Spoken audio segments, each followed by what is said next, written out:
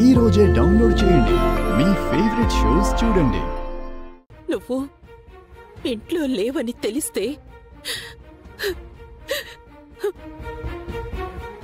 ఆయన గుండె ఎక్కడ ఆగిపోతుందోనని భయపడి వాళ్ల పేరునున్న ఆస్తి నీకు రాసిచ్చారు.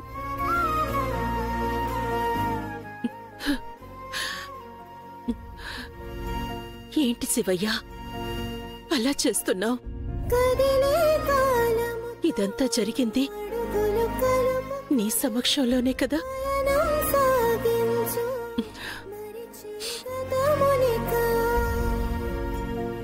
ఇంతవరకు ఆ విషయం మీ అన్నయ్యకి తెలిస్తే తట్టుకోలేడని చెప్పి దాచిపెట్టడం కోసం నేను, రామ, ఆద్య ఎంత నలిగిపోతున్నామో నీకు తెలుసా?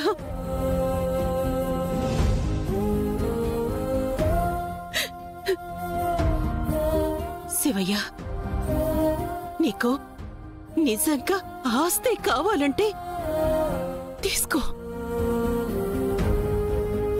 కానీ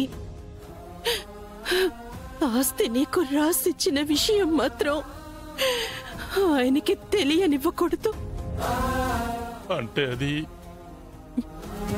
నీ వివరణ నేను అడగట్లేదు శివయ్య. పెళ్ళిళ్ళయ్యాక మీ జీవితాల గురించి మీరు ఆలోచించుకోవడంలో తప్పులేదు. కానీ పార్వతి వరుస చూస్తుంటే ఈరోజు రేపో ఆ విషయం బయట పెట్టేలా ఉంది. అది తెలిస్తే మీ అన్నయ్య తట్టుకోలేడు. ఆయనకి నీ మీద ఎంత నమ్మకమో, ఎంత ప్రేమో నీకు తెలియంది కాదు. ఆ రామలక్ష్మణుల గురించి లోకం ఎంత గొప్పగా చెప్పుకుంటుందో, మీ ఇద్దరి బంధం గురించి మన ఊరంతా గొప్పగా చెప్పుకుంటుంది. అలాంటి నువ్వు ఆస్తి గురించి అడిగేవని ఆయనకి ఆలోచన వచ్చినా ఆయన భరించలేరు. ఆ ఆస్తి నేను అడగలేదు వదినా, పార్వతి నాతో అడిగించింది.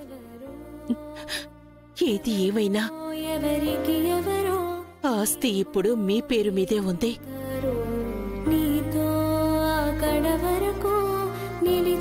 ఈ విషయం మీ అన్నయ్యకి మాత్రం తెలిసేలా ప్రవర్తించొద్దని పార్వతికి చెప్పయ్యా. నిన్ను మరిదిలా కాకుండా నా బిడ్డలా అనుకొని అడుగుతున్నాను. నాకు నాకు ఈ ఒక్క సాయం చేయవయ్యా.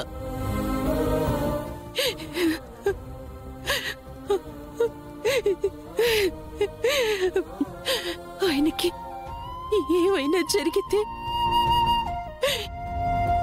నేను బతకలేను.